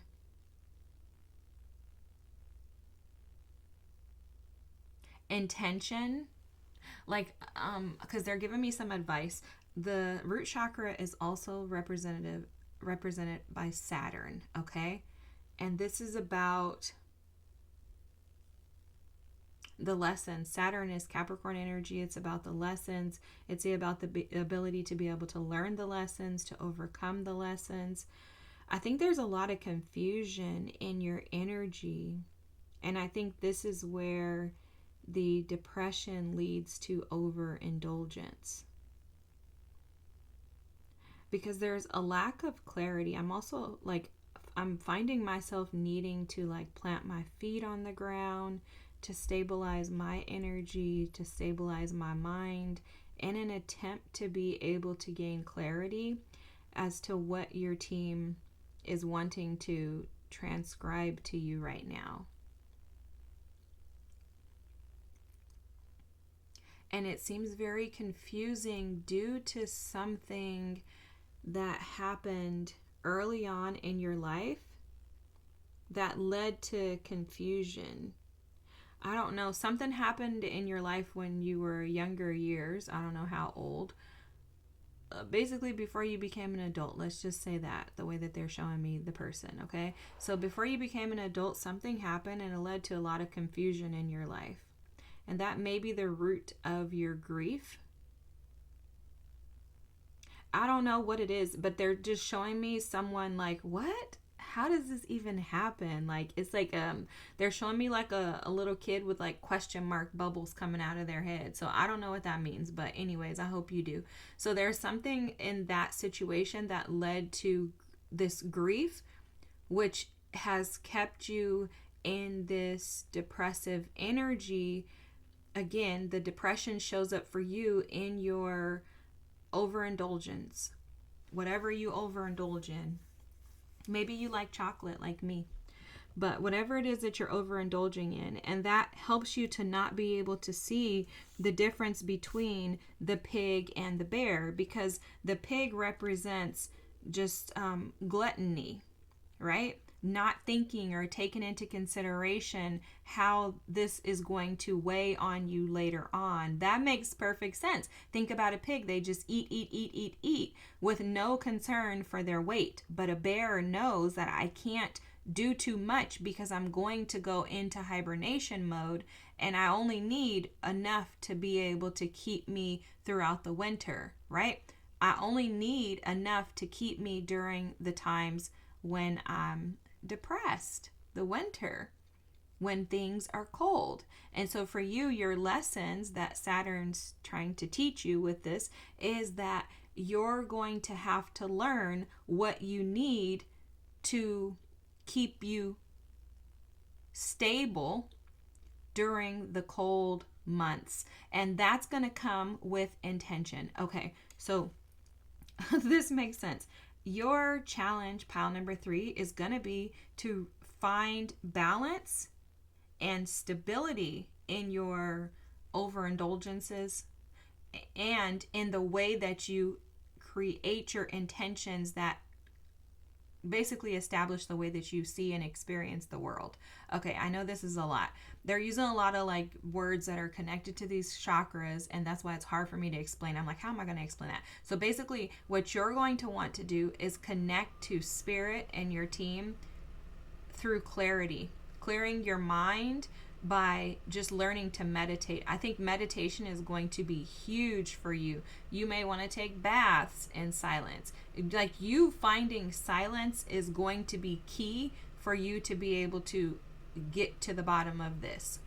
Because whatever that thing is that left you confused as a child has led to imbalances in your life, and I think it's because it's never been dealt with. So when we have grief that is unresolved, it just, and that's why they keep saying this stuff is just stacked on you.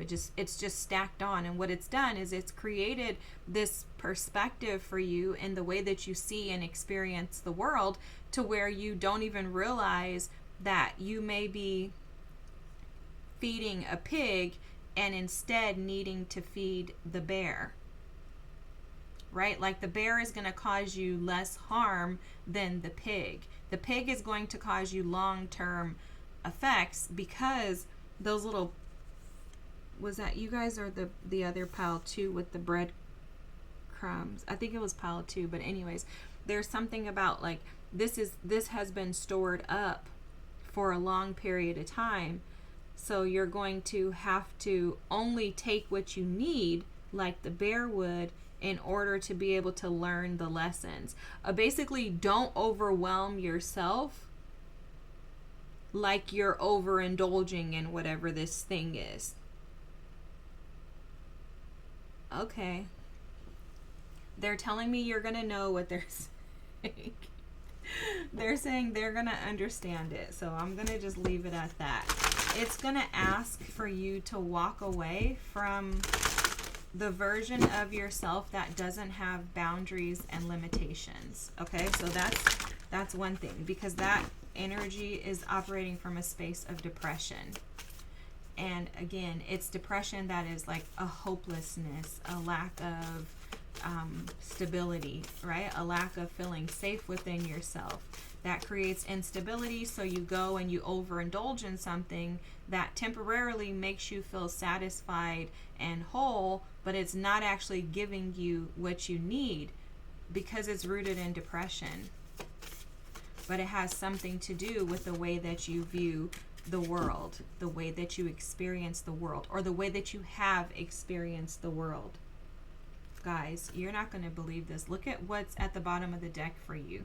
Last quarter moon in Cancer, take a breather. I'm telling you, you guys are really, really, really being invited to nurture yourselves, to refocus your energy from the thing that you're overindulging in back to yourself, allowing yourself to be nurtured with, they're saying, like the bare minimum. Wow, the full moon in Pisces, forgive. I was not expecting this. You know what they're showing me though? These two fish. This fish wants to get away from the energy of this thing. Whatever this thing is for you, you want to move away from it. You've been running from it. The thing that caused you confusion as a child, you've been running away, trying to get the heck out of Dodge is what I'm hearing.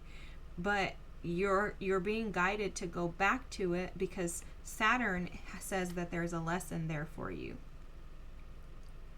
And the lesson in that is being shown, and they're saying that the lesson in that experience, that grief, that thing that caused you the most grief in your life, is the bear. And you've been running to, like, this one is going to the bear, this one is going to the pig. The pig is the depression that comes with overindulging.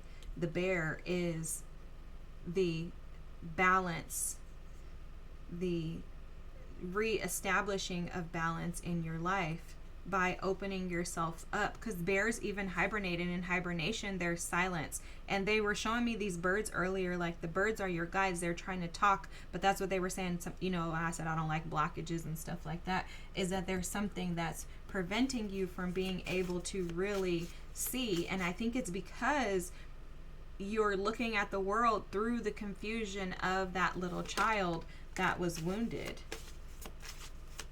Whoa, this is powerful. Okay, let's just take those two. Bottom of the deck, look, expand. You're being asked to expand. You live in a huge world with endless possibilities, and staying safe in the known is no longer working for you. Wow! It's time to make your world just a little bit bigger. It's time to imagine the possibilities and go for them. Oh my gosh, pile number 3. Imagine how grand you're going to feel when you're free from this thing that has been confusing you for your life. Oh my God, this is amazing. And then you have choice and detach. You're being invited to make a choice to detach from the past. You know, something that I was shown recently, and I'm not going to read these two cards, but if you want to, you can take a screenshot. I'll try to hold them up so you can see them.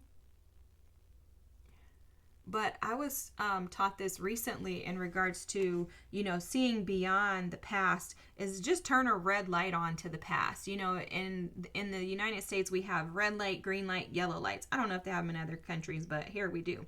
And so they were showing me just put a red light on the past. Anytime you have a thought about the past, anytime you bring it up in a negative sense, anytime it's not positive, just put that red light up and say, no, the past is the past, not allowing those thoughts to take precedence in a negative sense. It's like, what's the lesson I learned in that? It's not to avoid. You're not avoiding. You're not running. You're saying, I recognize that I went through that experience.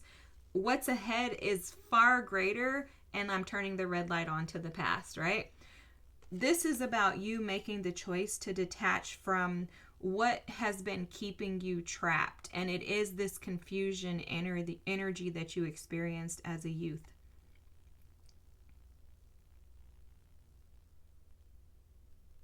And it could be because there's something that maybe something disappointed you deeply. You know, whatever it was, I don't know, because they're not even like giving me a specific situation. I just know that whatever it was that caused the confusion has kept you in a state of confusion. You have the Chariot, the Seven of Cups. Oh my God, the Seven of Cups is the card of confusion, and the Three of Cups. Okay. You have the Ten of Swords at the bottom of the deck too, guys. This Ten of Swords is representing the amount of pain that you've had to endure because of this. And I'm so sorry that you had to experience this. But I will tell you that your team is making this very clear that your strength is found in these wounds. You have the Three of Cups here. Let's just put them like this. In your forgiveness, in your ability to be able to see the people around you. You know, the Three of Cups represents community.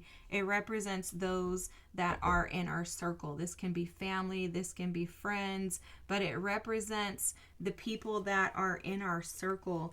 And there's something to do with the people that are or were supposed to be a part of your circle. So if this is family, friends, or relationships, romantic relationships, whatever happened, they're showing this as whatever happened as a youth that caused great confusion within you, made you feel detached from people that you were supposed to be able to feel connected to.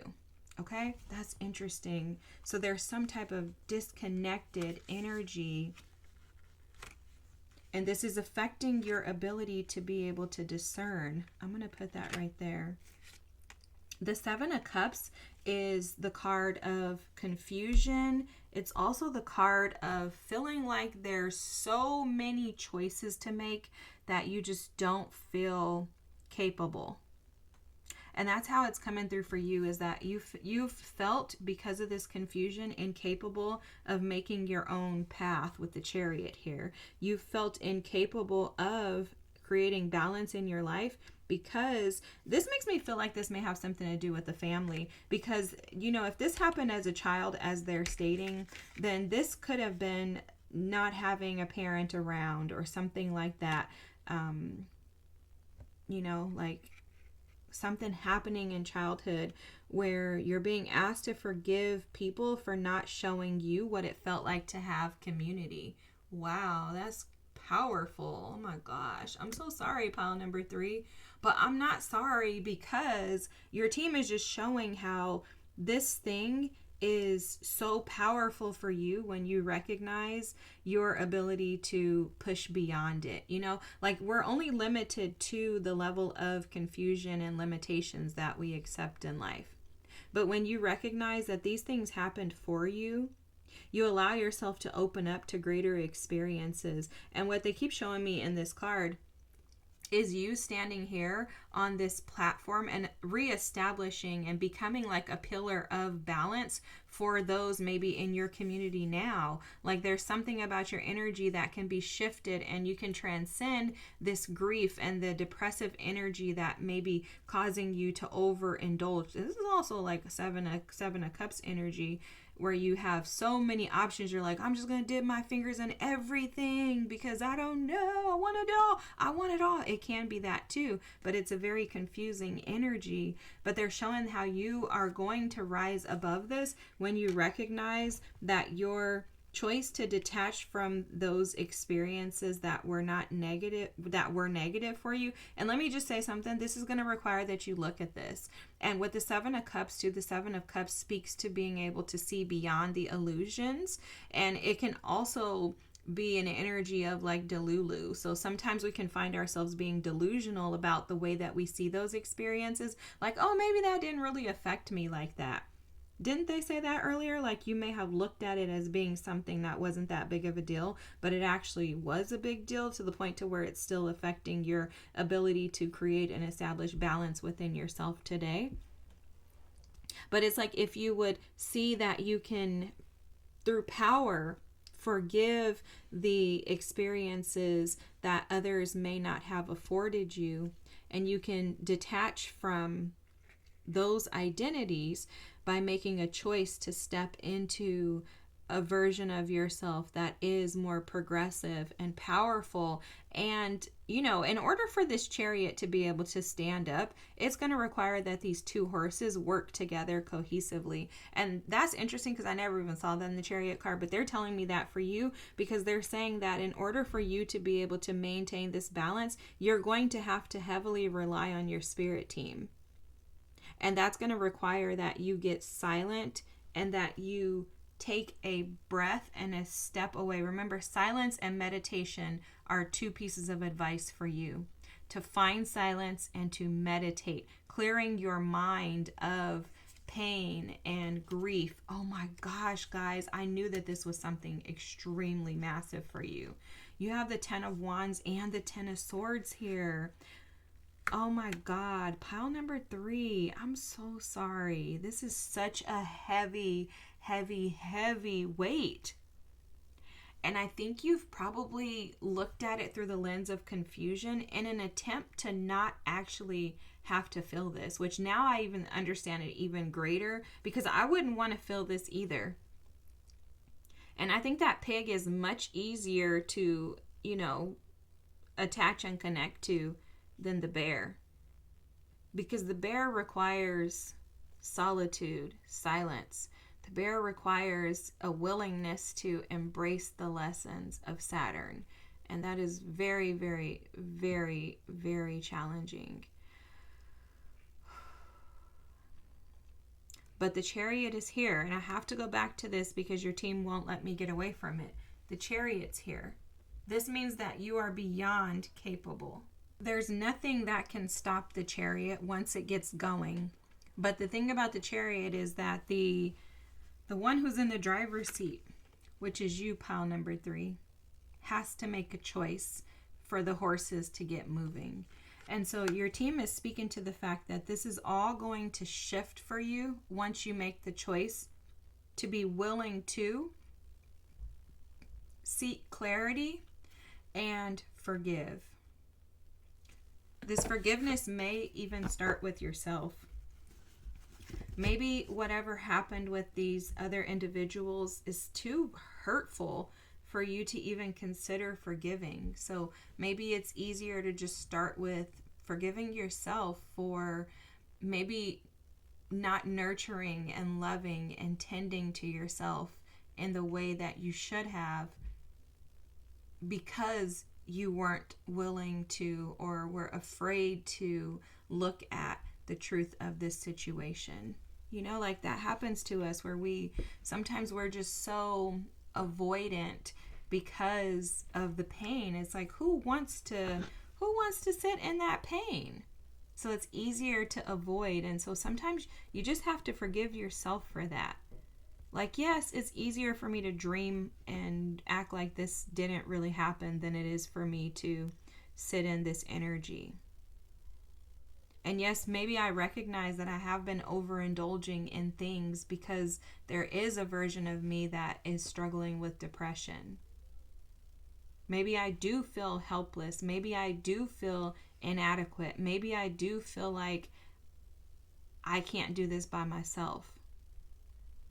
So maybe starting there and forgiving yourself for doing only what someone would do in your shoes. Because whatever this situation is, they made it very clear that this happened before you became an adult. So if you were a child and something happened to you, you're not going to know what to do. I don't know a child alive that would know what to do if they were in your situation. And so maybe you needed to hear that because maybe you haven't given yourself space enough to be able to hear that or feel that. There is not a child alive that would have known what to do if they would have been in your situation.